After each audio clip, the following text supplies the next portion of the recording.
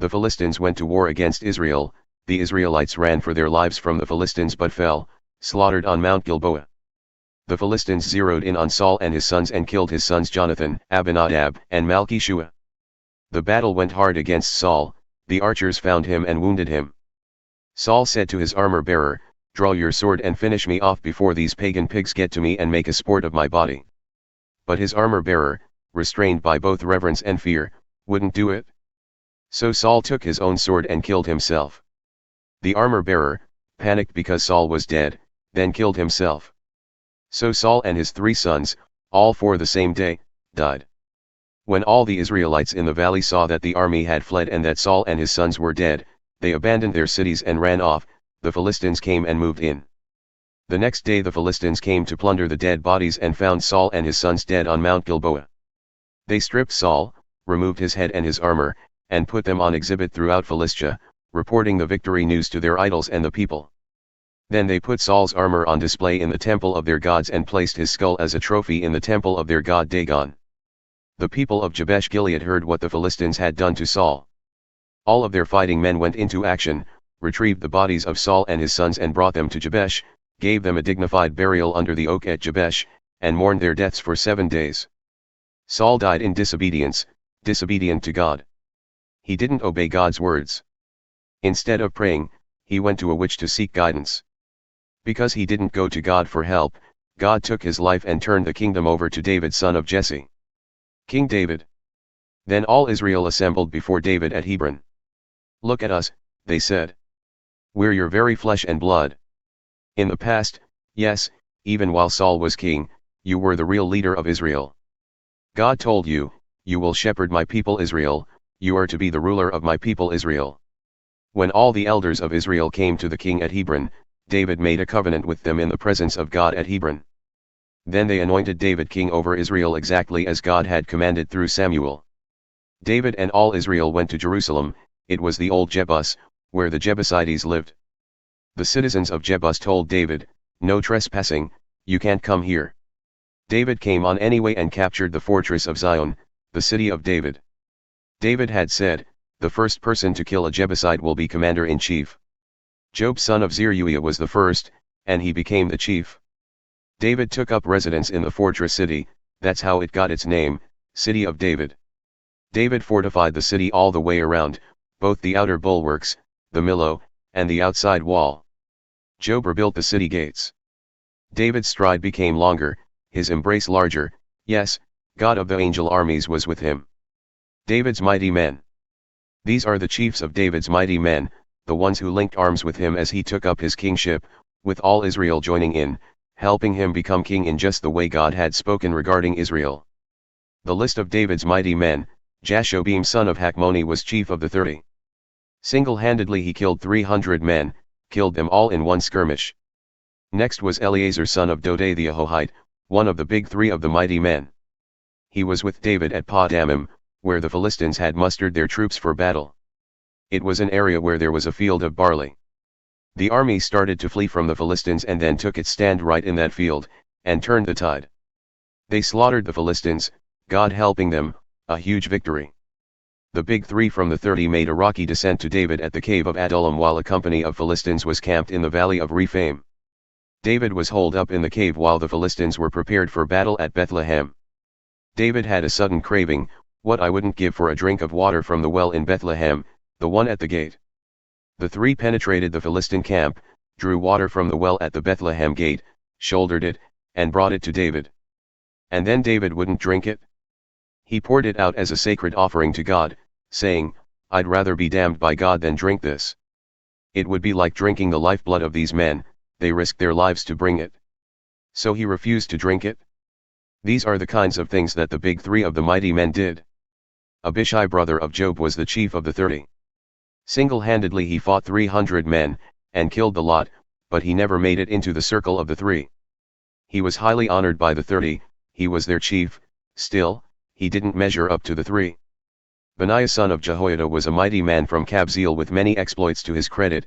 He killed 2 famous Moabites, he climbed down into a pit and killed a lion on a snowy day, and he killed an Egyptian, a giant 7.5 feet tall. The Egyptian had a spear like a ship's boom, but Benaiah went at him with a mere club, tore the spear from the Egyptian's hand, and killed him with it. These are some of the things Benaiah son of Jehoiada did. But he was never included with the 3. He was highly honored among the 30, but didn't measure up to the 3. David put him in charge of his personal bodyguard. The mighty men of the military were Asahel brother of Job, Elhanan son of Dodo of Bethlehem, Shamoth the Harorite, Helez the Pelonite, Ira son of Achish the Tekoite, Abiezer the Anathothite, Sabekah the Hushathite, Ilah the Ahohite, Maharai the Netophathite, Heald son of Bana the Netophathite. Ithai son of Ribai from Gibeah of the Benjaminite, Benaiah the Pirathonite, Hurai from the ravines of Gosh, Abil the Arbathite, Azmaveth the Baharumite, Eliabah the Shulbanite, the sons of Hashem the Gizonite, Jonathan son of Shaji the Hararite, Ahim son of Sakar the Haranite, Eliphal son of Ur, Heper the Mekerathite, Ahijah the Pelonite, Hezro the Carmelite, Nare son of Ezbai, Joel brother of Nathan, Mibhar son of Hagri, Zelek the Ammonite, Naharai the Berothite, the armor-bearer of Job son of Zeruiah, Ira the Ithrite, Gareb the Ithrite, Uriah the Hittite. Zabad son of Elai, Adina son of Shiza the Reubenite chief of the 30, Hanan son of Makkah, Joshaphat the Mithnite, Uzziah the Ashterathite, Shammah and Jeiel the sons of Hotham the Aroerite, Jediel son of Shimri, Yoha the Tizite his brother, Eliel the Mahavite. Jerubai and Joshaviah the sons of Elnam, Ithma the Moabite, Eliel, Obed, and Jasiel the Mizabite. These are the men who joined David in Ziklag. It was during the time he was banished by Saul the son of Kish. They were among the mighty men, good fighters. They were armed with bows and could sling stones and shoot arrows either right, or left-handed. They hailed from Saul's tribe, Benjamin. The first was Ezer, then Joash son of Shema the Gibeathite, Jaziel and Pelet the sons of Azmaveth, Barakah, Jehu the Anathothite, Ishmael the Gibeonite, a mighty man among the 30. A leader of the 30, Jeremiah, Hahaziel, Johanan, Jozabad the Gederathite, Elozeh, Jerimoth, Beliah, Shemariah, Shephisha the Haruphite, Elkanah, Ishiah, Azarel, Jozer, Jashobim, the Korahites, and Jola and Zebadiah, the sons of Jeroham from Gezer. There were some Gadites there who had defected to David at his wilderness fortress. They were seasoned and eager fighters who knew how to handle shield and spear. They were wild in appearance, like lions, but as agile as gazelles racing across the hills.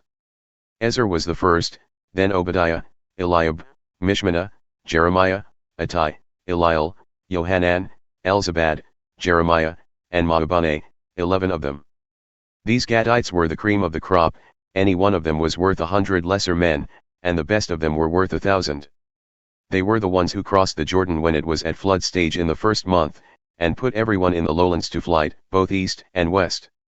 There were also men from the tribes of Benjamin and Judah who joined David in his wilderness fortress. When David went out to meet them, this is what he said: "If you have come in peace and to help me, you are most welcome to join this company, but if you have come to betray me to my enemies, innocent as I am, the God of our ancestors will see through you and bring judgment on you." Just then Amasai, chief of the 30, moved by God's Spirit, said, "We're on your side, O David, we're committed, O son of Jesse, all is well, yes, all is well with you, and all's well with whoever helps you. Yes, for your God has helped and does help you." So David took them on and assigned them a place under the chiefs of the raiders. Some from the tribe of Manasseh also defected to David when he started out with the Philistines to go to war against Saul. In the end, they didn't actually fight because the Philistine leaders, after talking it over, sent them home, saying, "We can't trust them with our lives, they'll betray us to their master Saul." The men from Manasseh who defected to David at Ziklag were Adnah, Jozabad, Jediel, Michael, Jozabad, Elihu, and Zilithai, all leaders among the families of Manasseh. They helped David in his raids against the desert bandits. They were all stalwart fighters and good leaders among his raiders. Hardly a day went by without men showing up to help. It wasn't long before his band seemed as large as God's own army. Here are the statistics on the battle-seasoned warriors who came down from the north to David at Hebron to hand over Saul's kingdom, in accord with God's word. From Judah, carrying shield and spear, 6,800 battle-ready. From Simeon, 7,100 stalwart fighters. From Levi, 4,600. Which included Jehoiada, leader of the family of Aaron, bringing 3,700 men, and the young and stalwart Zadok with 22 leaders from his family, From Benjamin, Saul's family, 3,000, most of whom had stuck it out with Saul until now. From Ephraim, 20,800. Fierce fighters and famous in their hometowns. From the half-tribe of Manasseh, 18,000 elected to come and make David king. From Issachar, men who understood both the times and Israel's duties, 200 leaders with their families. From Zebulun, 50,000 well-equipped veteran warriors, unswervingly loyal. From Naphtali, 1,000 chiefs leading 37,000 men heavily armed. From Dan, 28,600 battle-ready men. From Asher, 40,000 veterans, battle-ready. And from east of Jordan, men from Reuben, Gad, and the half-tribe of Manasseh, heavily armed, 120,000. All these soldiers came to David at Hebron, ready to fight if necessary. They were both united and determined to make David king over all Israel. And everyone else in Israel was of the same mind, make David king. They were with David for 3 days of feasting celebration, with food and drink supplied by their families. Neighbors ranging from as far north as Issachar, Zebulun, and Naphtali arrived with donkeys, camels, mules, and oxen loaded down with food for the party: flour, fig cakes, raisin cakes, wine, oil, cattle, and sheep. Joy in Israel.